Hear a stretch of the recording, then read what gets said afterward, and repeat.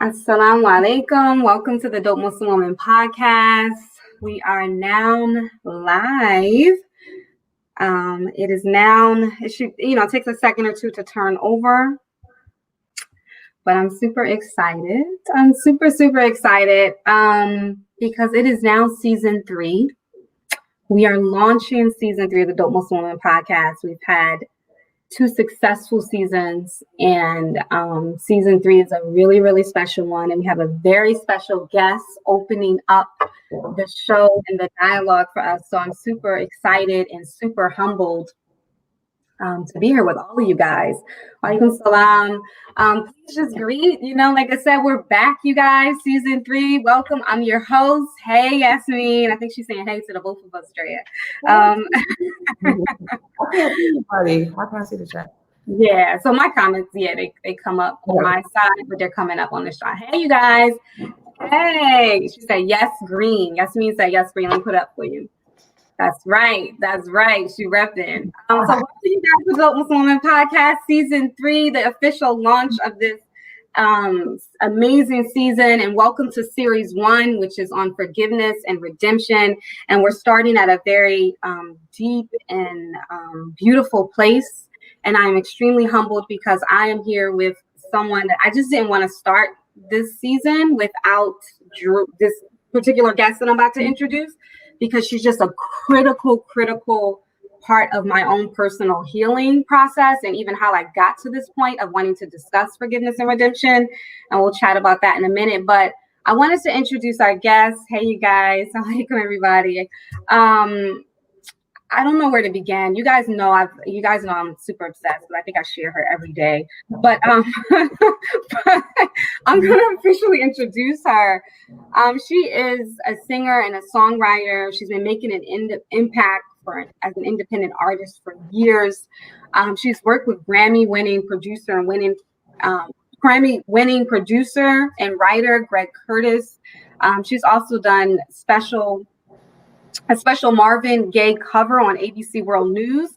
But she's an activist out there in Buffalo. She's recently known for her recent record release of Mama Please. Everybody should go and support her with this. I know it's streaming on all platforms. And Mama Please is a painfully beautiful dedication to the living legacy of Carol Horn. And it pushes a national call to action of Carol's Law. And hopefully Drea can speak a little bit about that before she gets off.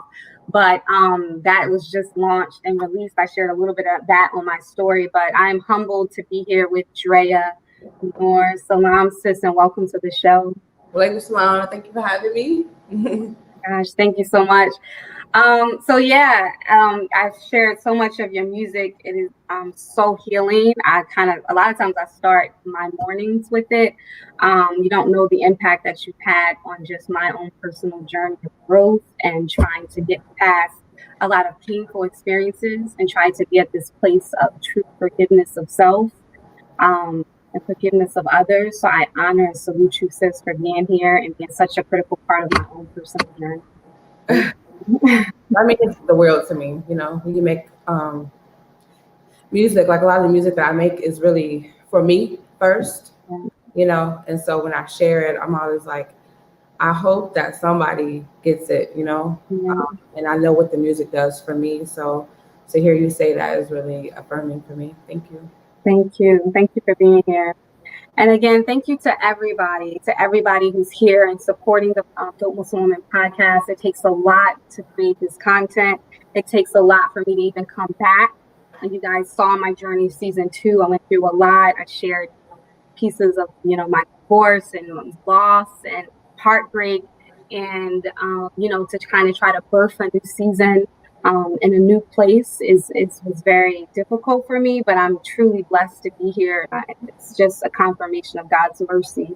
So thank you guys for being here. I wanted to give honor to Drea. I'm going to allow her to have some space. She's going to open our show up. And I'm going to let her do some ad-lib of the song, but I just wanted to share personally what Come to the Hills means to me. This episode is called Come to the Hills of Forgiveness. And this particular song, I always personally viewed it as a prayer but it's a prayer essentially to God. And one of the things that really touched me is this aspect of, is your heart pure? It's something that rings in my heart and soul as I kind of pray to God, and I kind of seek this forgiveness of self, and I seek this forgiveness from God, is this intention of having purity of my heart.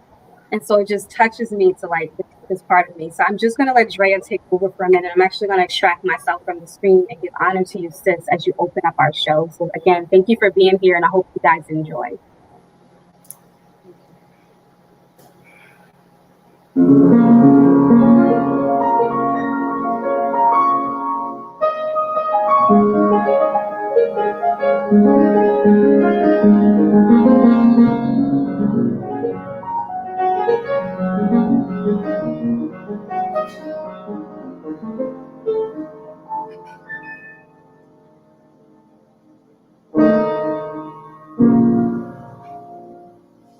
You said you're closer to me in my jugular vein, yeah. God, I hope it's true, yeah. I wanna feel you again. Said you never leave me, yeah. And God, I hope it's true, yeah. I wanna feel your presence when I'll be close to you. Said you never leave me, ooh. And God, I hope it's true, yeah. I wanna feel your presence when I be close to you.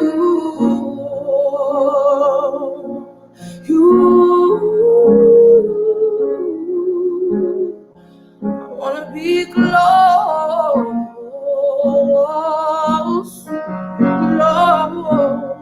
to you. To be broken, I stand up. Please take all of my pieces. I'm bringing them all. I give them all to you. Make me whole, make me whole, make me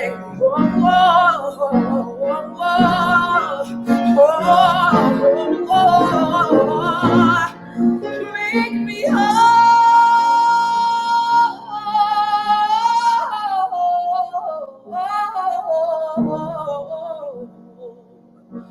make me whole again.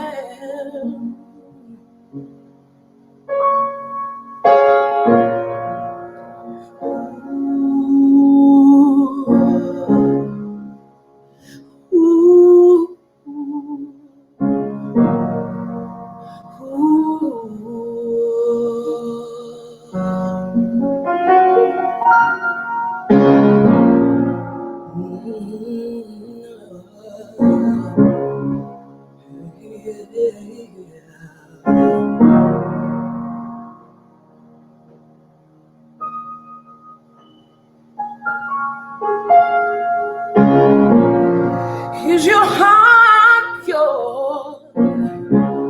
So then come to the hills of me.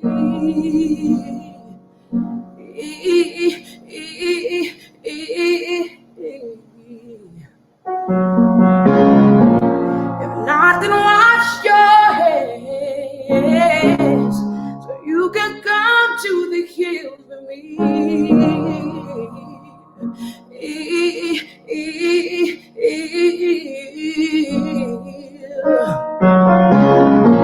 So is your heart pure? So then come to the hills with me.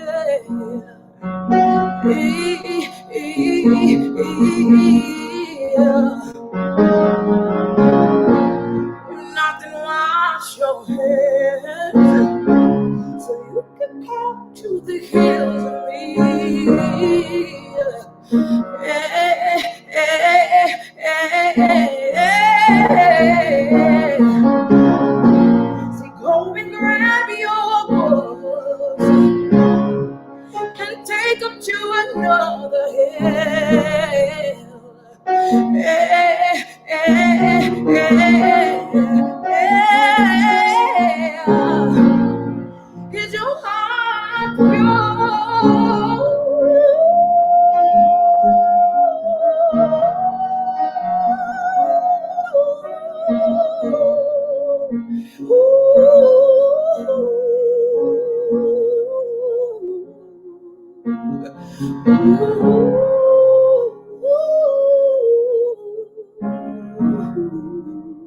Is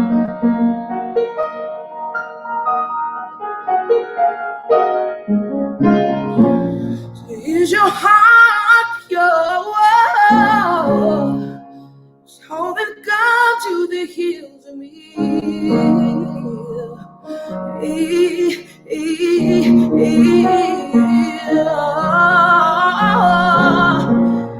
Nothing going wash your hands so you can come to the hills with me.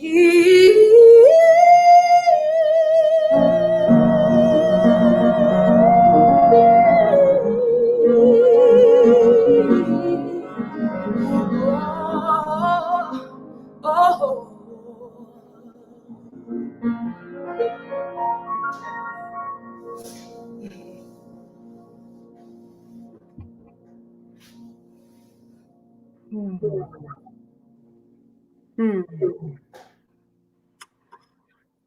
Thank you, sis. Thank you so much. Absolutely beautiful. Thank you for honoring us with your voice and sharing a piece of us, sharing a piece of you with us. I really appreciate it. It gets me every time. So since I wanted to just start here with this powerful song, "Come to the Hills," I want to better understand it. I want the audience to better understand it because I know it's helped me through some of the toughest times in my life. Can you share with us just the story behind the song, the inspiration behind the song? Yes. So this song really was inspired by a scripture in the Bible, and I believe it's in the book of Isaiah. I can't think of the exact verse right now, but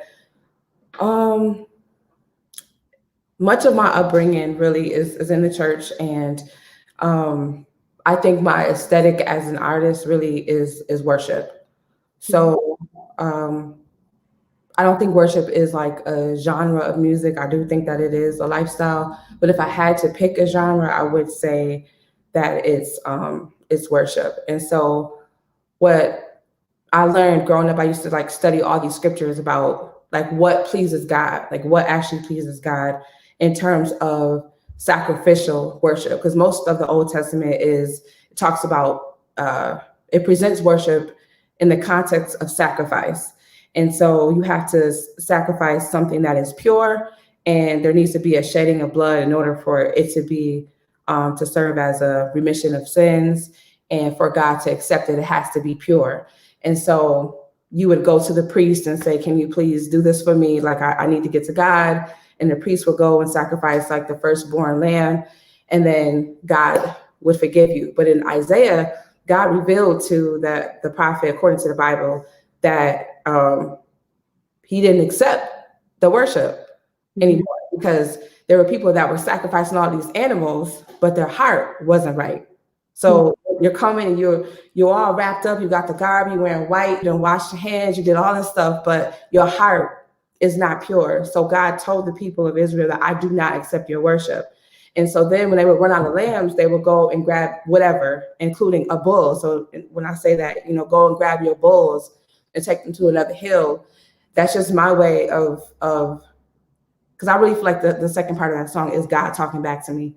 So it was like God saying, whatever you're offering to me, whatever you're laying down before me on whatever altar, if your heart does not reflect this sacrifice or this ask of me, then I can't accept it. Wow, that's powerful. Thank you for sharing that with us, Drea. I appreciate that. So this episode is about forgiveness, right? And so I was listening to some of your performances, and you were talking about something that was weighing you down. And you were mentioning like forgiveness of self, right? Forgiveness of self, and how sometimes we really, we kind of carry that burden and the weight of not being able to forgive our own selves. A lot of us, we carry the weight of our pain and our hurt, what we've been through and our experiences. I wanted to just ask you a little bit about your take on forgiveness, especially as a tool for heartbreak? Ooh, so yeah, I can't even talk about forgiving other people. Like that's over there for me. But like I feel like there's no discussion about forgiveness outside of like a focus of self-forgiveness as the root of that discussion. Because you can think you forgave other people and you can work so hard to forgive other people, but if you don't forgive yourself, you can only offer um others what is actually inside of you. So for me, I had to just stop. Like, why do I feel so angry? Why am I holding grudges? Why am I holding on to things? Why don't I have peace? And honestly, it was just coming from me not forgiving myself. Um, Even like some of the heartbreak that I've experienced, like I think for years I've blamed that on other people. Like you hurt me, you did this to me. And then at some point I started to look at myself and say, well, if I had not chose to put myself in a situation, then I would have never got hurt.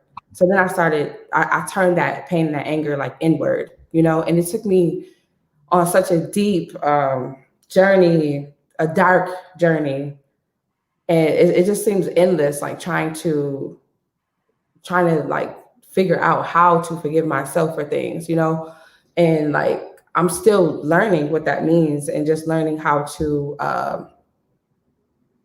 give myself grace. And it's something I have to shout out my mom. um, our relationship is like, it is a spiritual relationship, like my actual birth mother, and so we don't talk every day, but like when I call my mom, it's like we can be on the phone for 20 minutes and she'll say one sentence and it'll like carry me for like the next 2 months. And my mother told me, would you, like, I'll say something like negative about myself or tell her that it's hard for me to forgive myself. And she'll say, if you were giving advice to somebody else, would you say what you just said about yourself to them? And I said, I would never say that to anybody else, And she's like, well, why do you say that to yourself? Why do you say that about yourself? Yeah. If you can offer grace to everybody else, why can't you offer grace to yourself? Mm. And so that's where I'm at right now, learning what it means to give Drea grace. Yeah. Drea, that's where I'm at too, right? So it's like, sometimes, we go through these things, right? We go through loss, we go through pain, we go through separation with other people, and we try to figure out, like I said, how we, like you said, focus so much on how can we forgive the other person. I'll feel better once I can forgive the other person, but then we're carrying the weight of not forgiving ourselves, and that's something I really struggle with. Mm-hmm. Have you, in your journey of this, of just forgiveness of self, have you figured out some kind of techniques or strategies in reference to, like, because to me, I'm like, how do you really do it? Like, how do you I really don't think there's like this one answer, right? Because I think that forgiveness is a journey. I don't look at forgiveness as a destination. Even like I would have to, the way I understand it is by looking at how I forgive other people. So I can forgive somebody and then like not, like I can remove myself from that person, but then when I see them or something else happens in somebody else's life that reminds me of that, then I'm right back to the same place. And then I find myself having to forgive that person all over again. And the same thing happens with me and myself. Like I'll be good. Like, okay, you know what, Drea, you were in the dark, you were wandering in the darkness when you did that. And now you can see the light. So don't punish yourself for what happened in the dark. Now that you flick this light switch on, I know we got to clean up a whole bunch of stuff. We got to get it together. But the fact is that you're getting it together. So come on, like, let's do this. And most of the time I'm like that, but then I just have my moments. And I think a lot of times it's when other people might say something to remind me of something that maybe I don't forgive myself about, then I go back all over again. So what I find for me, I think it's important to have a practice of joy on your journey on your journey of forgiveness. And I learned that from my friend, my dear friend and sister Naila Ansari. She taught me about like how we rehearse painful things. We rehearse it like like we're about to put on a show. And she said, and this is her phrases and her language, that we need to learn how to choreograph practices of joy. And so I believe that these practices will carry us through these moments and help us to learn what it means to forgive ourselves. So for me, like me playing it, just even putting a piano in my place of business is a practice of joy for me, because I can come here alone and I can just play. And honestly, this right here, me sitting here, this is where I first discovered God, even as a little girl, as a child, as a teenager. I would be in my church when nobody was there. I would be at the piano for hours and hours and hours. So when y'all going live, like, I don't care if I have 2 viewers or 1,000 viewers. I just don't care, because really that's just me and God. And so for me, that is a practice of joy. That's how I pray. You know, like, I'll be here playing, no words can come out. Sometimes all I can do is sit here and just cry or say, ooh, for 40 minutes. But that is how I cry out to God. That's how I get it out. You know, there's writing practices I do. I can't say every morning at 5 o'clock I write, or every Thursday at 8 o'clock to 9 o'clock I'm going to play the piano. No. But when you hear people talking about reciting affirmations, like Ciroc says in her song Forever, like, that's real. Like, you do have to look at yourself in the mirror and like tell yourself that you are worthy. Tell yourself that if God forgives me, you know, then who am I not to forgive me? If I can forgive you, why can't I forgive me? You know, and I literally just have conversations with myself.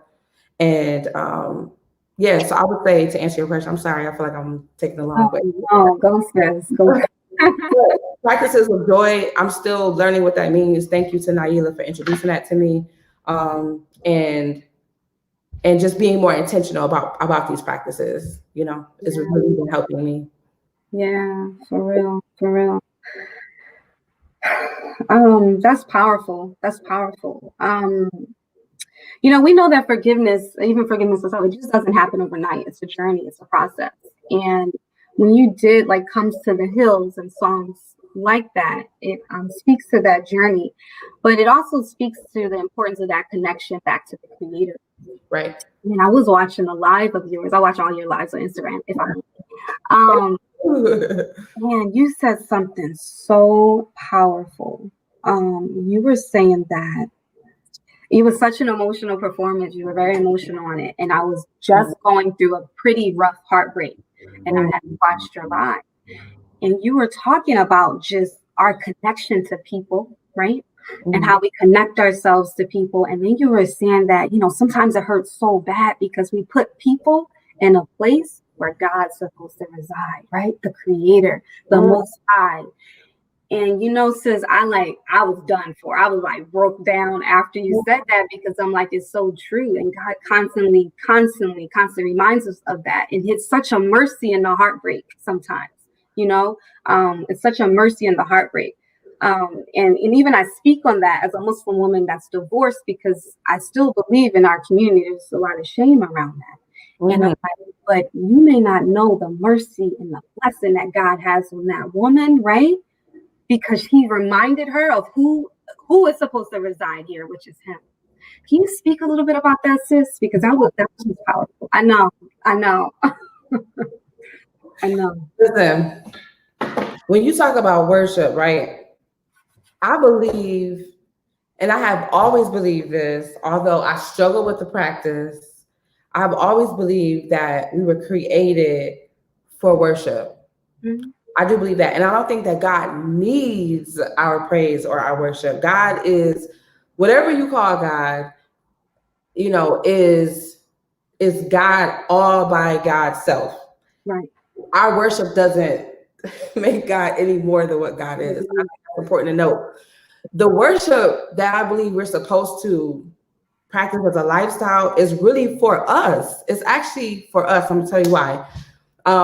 We give the worship to God, but I mean, the practice of it is for us, because I believe God knows, like, we were created as spirit, and then we exist in this flesh, right? But this flesh is fallible. This flesh wants what it wants when it wants. You know, this flesh can misguide us. This heart can misguide us.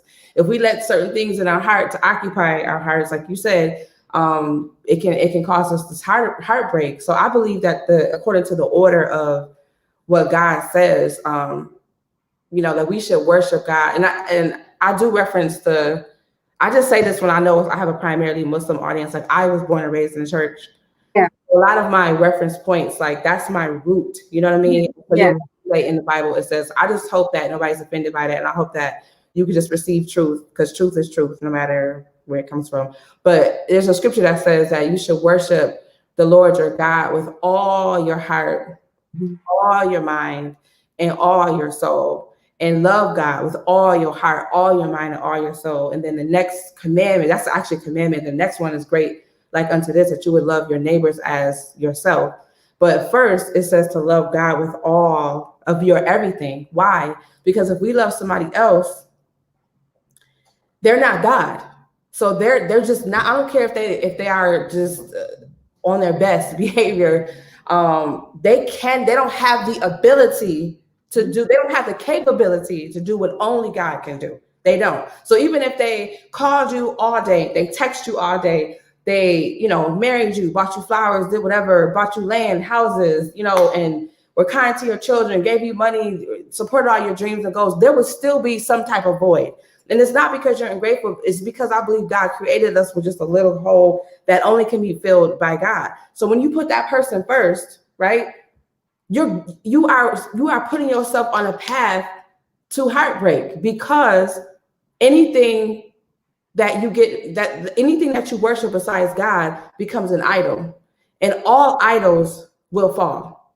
All idols will fall. And when those idols fall, it is going to cause you such a devastating heartbreak that you hope and pray that it will bring you back to God. Because for me, like, I've struggled with like suicidal thoughts. I've struggled with being in my bed for days and just not wanting to come out, like and just wallowing and immersing myself in the darkness. I have struggled with that so many times in my life. And it really is because of me putting other things before God. And so when those idols fell, it was devastating to me. And I think that God knows that. I think God knows that if we worship anything besides God, that it will fall, and it will cause us such a heartache that it may create such a big divide in our minds between us and God. And that's not the truth. That's only an illusion, because God is closer to us than our jugular vein. So it's not true when we feel far away from God, which is what I said in the first part of that song. But honestly, if we can just learn to just give God everything first, and then we seek God for everything. Should I do this job? Should I be with this person? Should I make this move? How do I forgive? How do I consult with God like we consult with everybody else? Just literally whatever it means to you to put God first. And when we do that, I think that we create a hedge of protection for ourselves around our hearts. And I think the only one who our hearts is safe with is the one who made our hearts. Okay. And it sounds good. I'm sure we could teach a class about it. You know what I'm saying? But what does that even mean, to give God your heart? And that's what I'm trying to figure out. Yeah. So many of us, sis. So many of us. And like I said, I think, and you're right, I love that you said that point of like, we hope that it brings us back to God. You know what I mean? When those idols fall, when we fall, because when that fall happens, especially when we put something or someone in that place, let me tell you something. Okay, there's not always a bounce back, right? We pray to God that there's a bounce back. But when there is, that's what I said, that's a mercy and testament of our Creator's love of us, of Allah subhanahu wa ta'ala, His love of us. So that was a powerful statement that you said right there. I wanted to talk a little bit about I'm sorry. That's my joint. Like, girl. But I knew that's why I was gonna come up. I just knew it. Oh my gosh, no, because I need to hear a little bit of history of it, but let me just say, like, I'm sorry has an opening line to the audience, and and correct me if I'm wrong, right? But you might, and if you want to sing it, you can. But I'm sorry that hurting you was part of my legacy, right? Mm-hmm. I'm sorry that you met me broken. Mm-hmm. You want to sing it real quick? Yes. I'm gonna sing a little bit of it.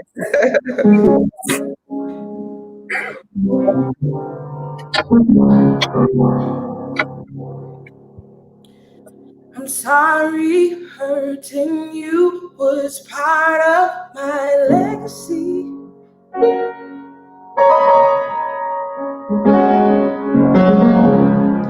And I'm sorry that you met me broken.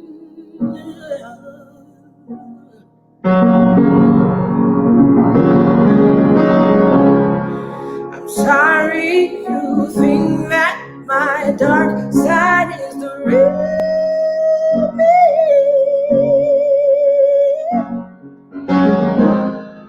And I'm sorry that you just can't see past my flaws,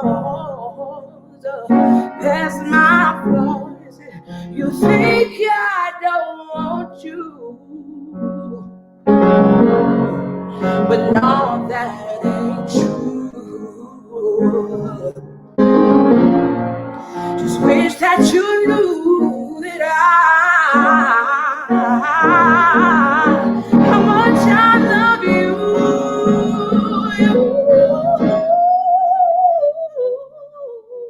I wanna see you happy, yeah, yeah. But somehow I know that happy ain't me. So I gotta let you go. I wanna see you happy, yeah, yeah. But somehow I know that happy ain't me. So I gotta let you go.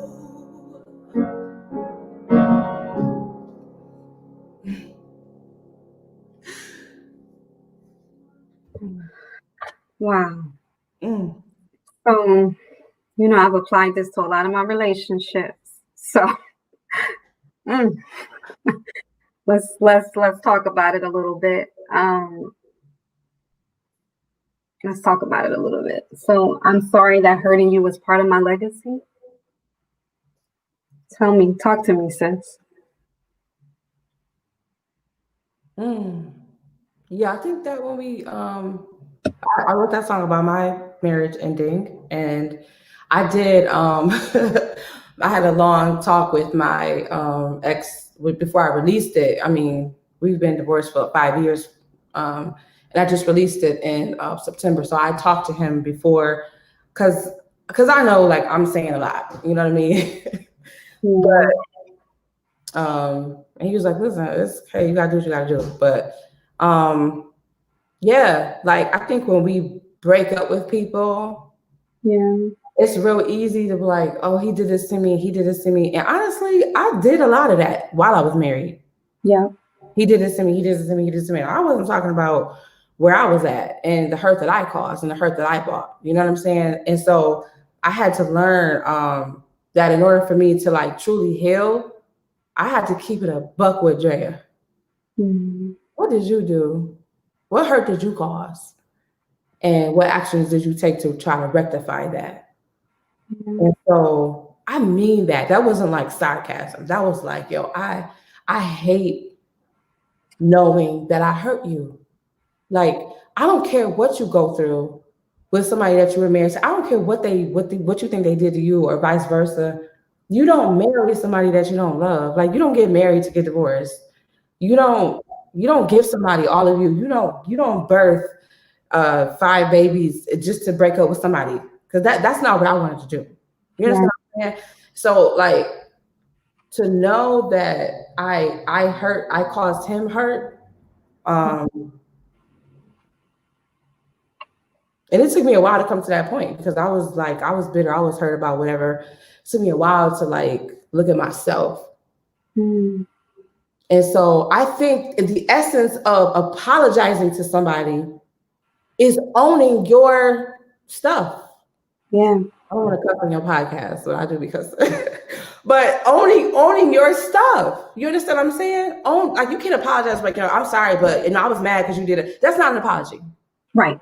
And to me, that first line is that acknowledgement of what I caused. For the rest of my life, I don't care how much I've tried to fix whatever, for the rest of my life, I'm not saying that I have to reduce myself to, oh, you hurt this person. I'm not saying I got to reduce myself, but that will forever be a part of my story. Right. And that's sad. And I'm sorry about that. Yeah. Yeah. Wow. You know, it's like so many of us struggle with getting to that place, Drea. You know, we talk about our relationships and our hurt. We harp on our hurt for so long to get to that place. And you said, I'm sorry that you met me broken. I'm sorry you can't see past my flaws. You know, now those opening lines is something real serious, right? Something real serious. So, how do we, Drea, contribute to a legacy of hurting one another? I mean, um, where, like, our ownership in hurting one another.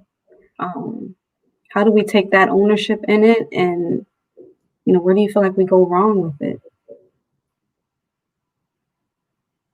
I think it's easier to blame other people for things.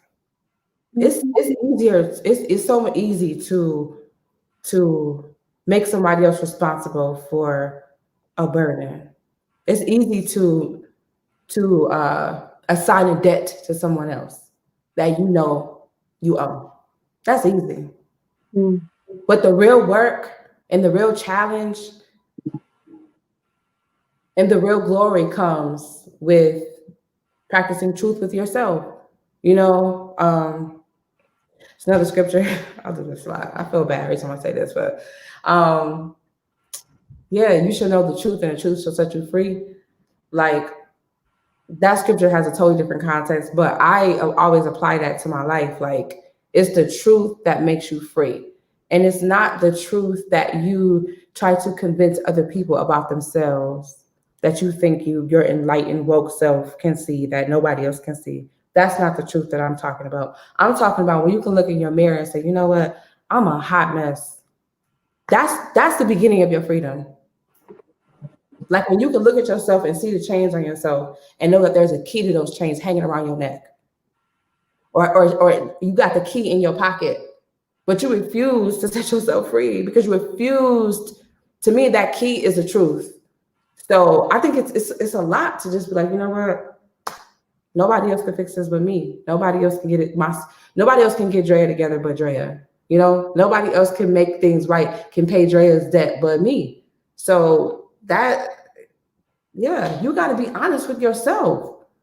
You know, and then sometimes we confess things to other people, and then we feel good about that. And we're in this, and that's a conversation, and it's still separate. It's still like outward, and I still don't think that that's really doing the work. I think the work has to be done when nobody else is looking. What do you do when you are in alone, when all of our devices are turned off? And really, it's if you're praying and you make a salat and your head is on the earth. I'm still learning so much about like how to pray, what everything means, and even practicing that in my life. But I know somebody told me that when you have your head like on the ground, on the earth, you actually can take that time to make a dua. Yeah. You actually can like God, listen, I'm a mess. So when I tell you, when I go out, every time I do that, which y'all pray for me because I need to pray more. But when I do, I'm down there for like a minute because I'm like, to me, that's my time to be honest, and that's my time to like keep it a buck with not just God, but like with myself too. Yeah. Yeah, you got to take ownership. Mm. Yeah. Wow. I'm sorry, Dre. Like I feel like I be forgetting I'm on a podcast. I feel like we're just having a conversation. So honestly, like you're speaking to like a lot of where I just am, in life, and that's kind of why I want us to start here in this really authentic place, sisters. So I appreciate you, but I wanted to just talk about for a moment us, as Black men and Black women, and our legacy and our cycles. That sometimes how we show up in our relationships. You know, we do have a history, although this is not our narrative. We don't have to claim this narrative, but if we're honest, we do have a history just historically of mistrust and even some misunderstandings amongst us as a people due to the horrendous crimes that have been done to us. We've had to endure, societal pressures from racial and economic oppression that has impacted our relationships and our ability to connect with one another, right? what are some ways, and just in your opinion, and just in a lot of the healing work that you do, that we as a people can move towards forgiveness towards one another? Our forgiveness is special, is deeper as a people. Again, we can't.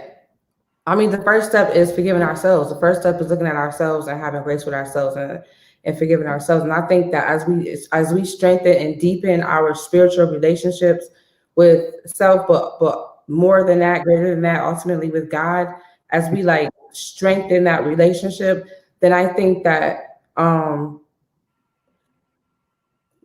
we will start to see ourselves through the lens of God. And then when I see myself the way God sees me, then I can see you the way God sees you. And so then it's not like I'm not loving you from just merely from the capability of love that I possess, but I'm allowing the Spirit of God, the Spirit of love, to love you through me. You know what I'm saying? It's not just me, because my love is not enough. And I feel like forgiveness to me is attached to love, I think, because forgiveness is about, like when they say I'll talk about student loans, and when they say they're going to forgive a loan, then they basically erase the debt. So they're basically telling you that, you owe me something. You did it. You racked up these bills, and you didn't pay it. But you know what? I'm gonna let it go. I'm gonna let you rock. You know what I'm saying? And so that's how I understand forgiveness. And I can't do that outside of the scope of God's love. I cannot do that, because I can hold a grudge.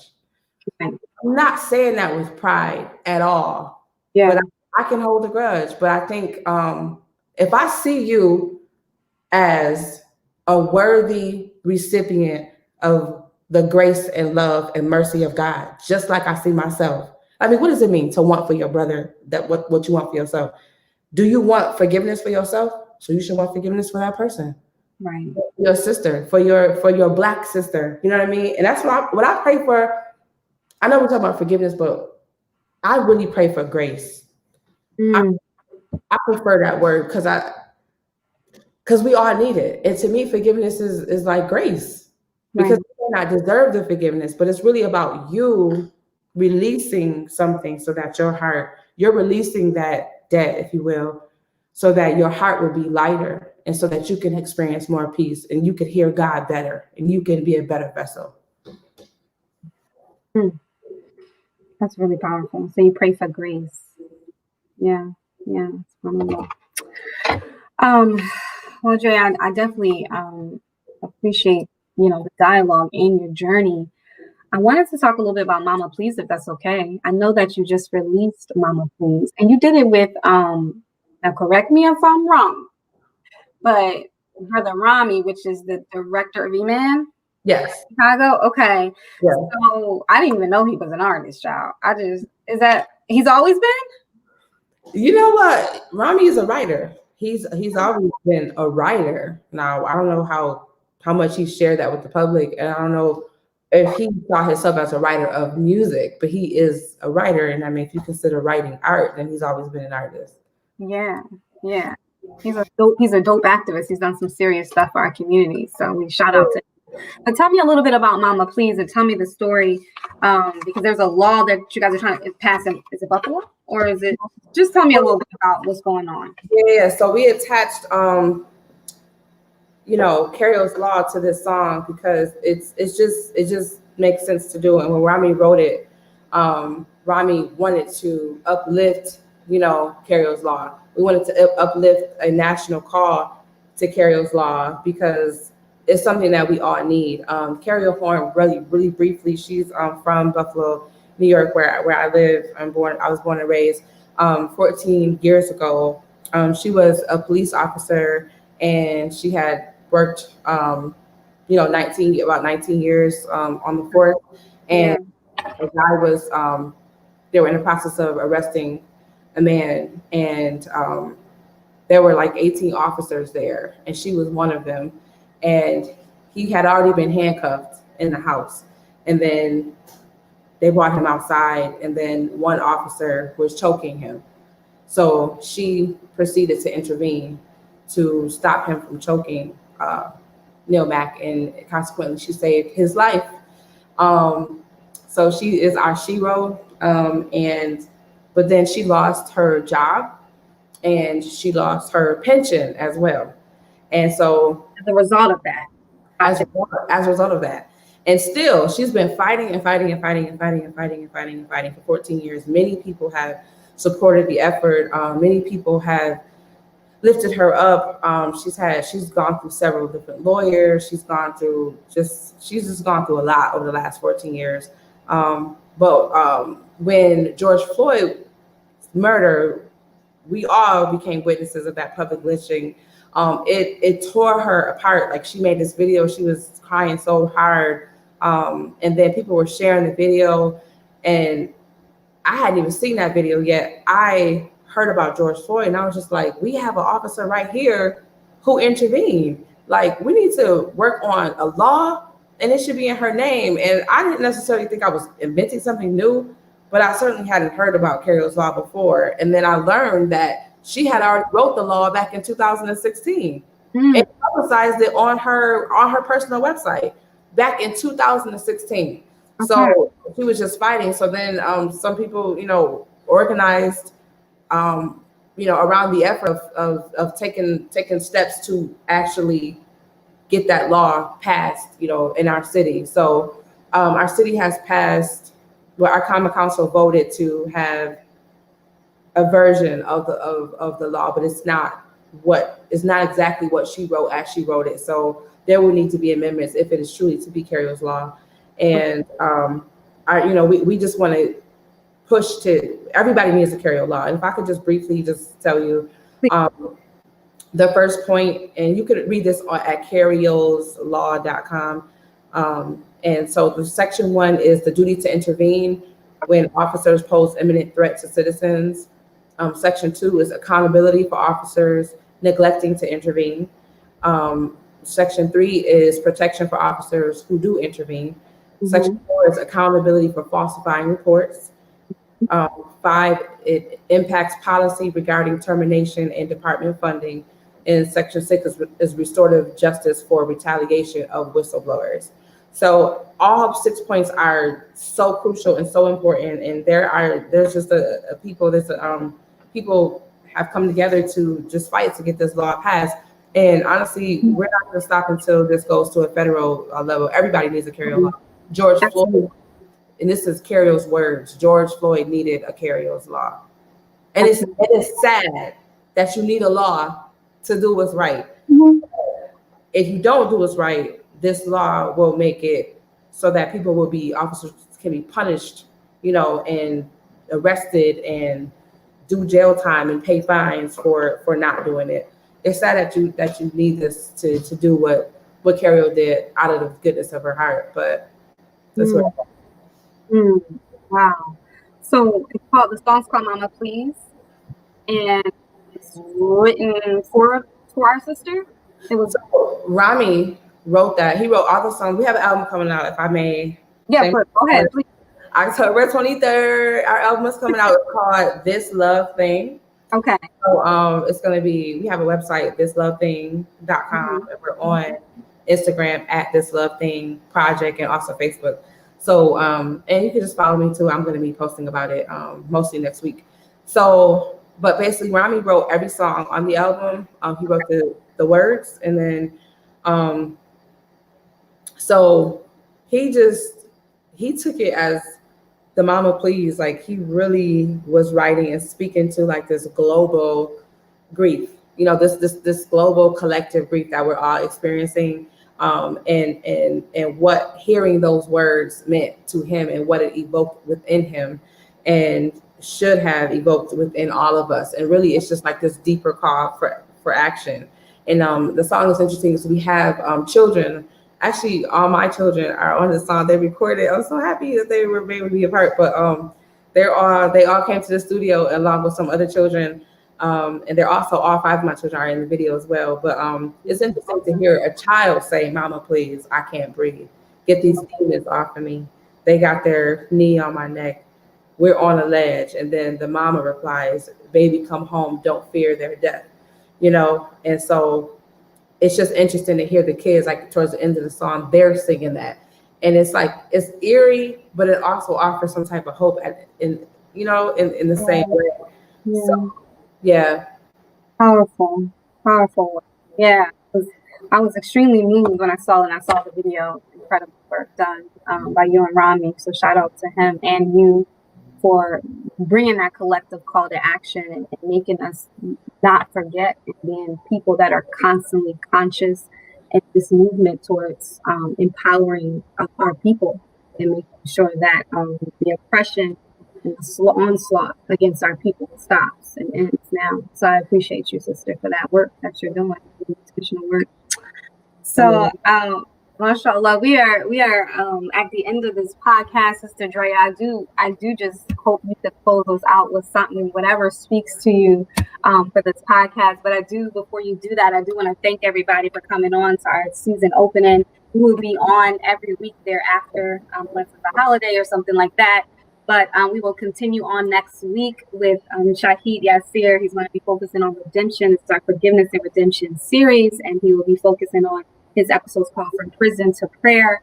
And we have some dynamic episodes thereafter coming, how to forgive an ex after divorce, and who has an ex-wife and an ex-husband coming to the couch to have a very healing discussion thereafter. So you don't want to miss what's coming up. I appreciate, honor you. Thank you, Sister Drea. I'm going to come out of this stream. Don't forget to support the Don't Listen Woman podcast. We do have merchandise you can see on our page. Enjoy our Sister Drea. I love and honor you, sister. Continue to do your healing work. Let me unlock the door. I'm so sorry. I got to unlock the door. That's what happens on the impromptu podcast. But please, you guys, support the Don't Listen Woman podcast and our merchandise. We're there. It's on Teesprings. I think my sister posted the link. All right, Drea D'Nur, I honor. Thank you, sister. Please take the floor. Okay, I'm gonna close out with this song. It is called "Fill My Cup, Lord." I feel like we talked about a lot of heavy things today, and I just want to leave us with a prayer that we all can pray.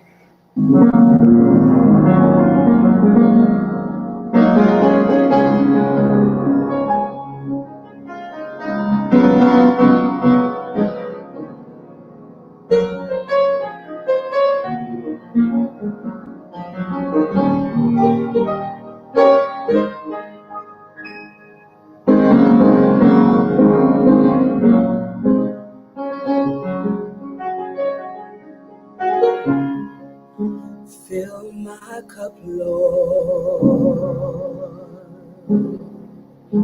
I lift it up, Lord. Come and quench this thirsting of my soul.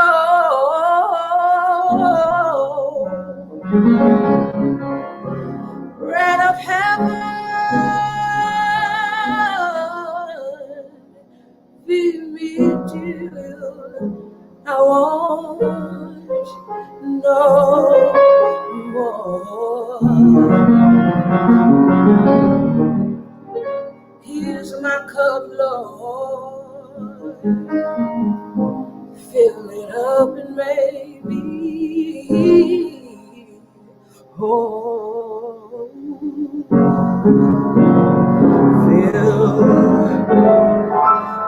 Fill my cup, Lord. I lift it up, Lord.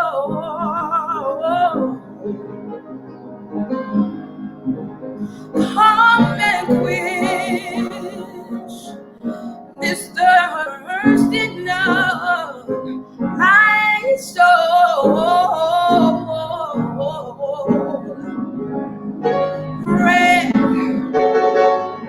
Bread of heaven,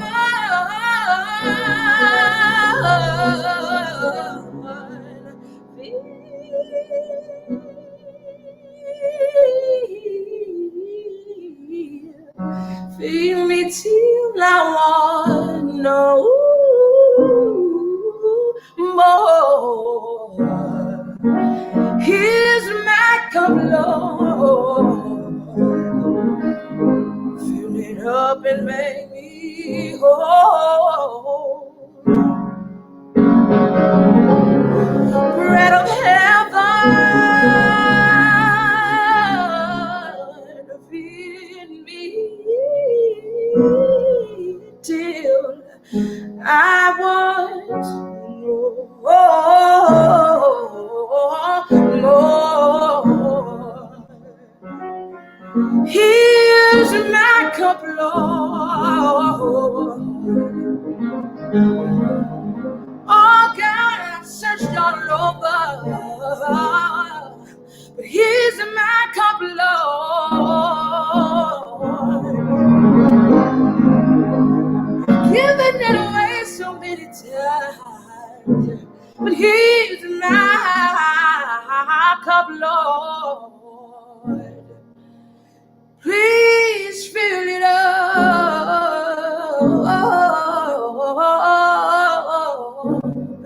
and make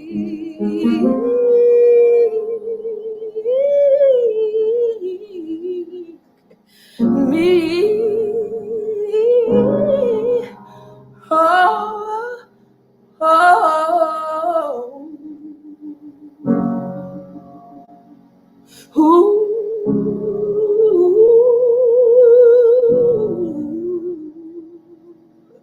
make me whole.